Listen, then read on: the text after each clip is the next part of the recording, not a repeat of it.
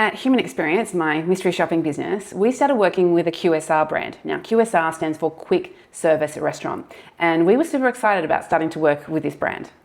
Now, after 3 rounds of mystery shopping every store, it became super obvious there was a huge opportunity for this business to really engage with suggestive selling. You see, this particular brand had something that you would build to eat, and the add-ons were amazing and were basically as little as $1.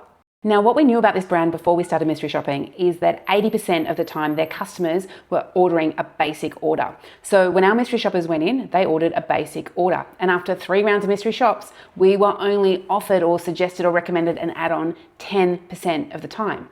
So first up, their customers were missing out on adding something fun and tasty to their order. Secondly, their team members weren't noticing when there was the opportunity to add these fun, tasty things to their order. And lastly, the business was missing out on revenue.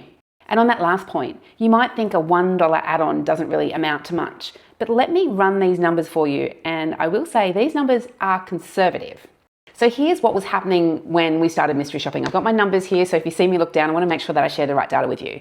So on average, they were doing 30 transactions per hour with 10 hours of trade every day. On average, it's 300 transactions per store.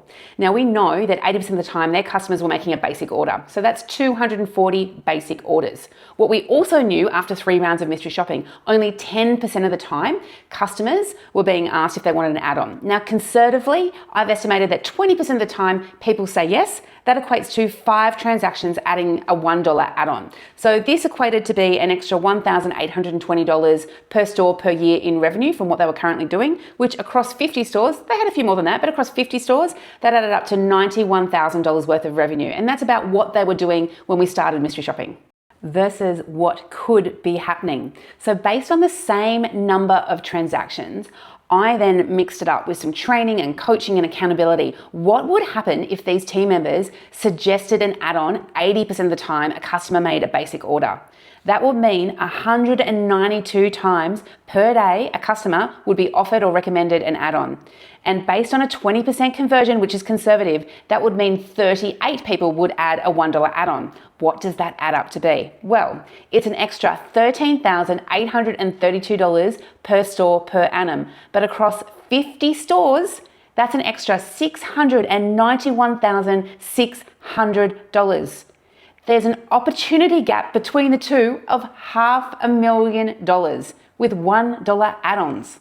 The sad news about this story I'm sharing with you today is new investors came in and they cut costs. And one of the things they cut was mystery shopping. So we never got the chance to see the results that this brand could have gotten had they instilled suggestive selling into their business and coached their team and trained their team and held them accountable. I still love this brand and love their products and still occasionally shop there with my family.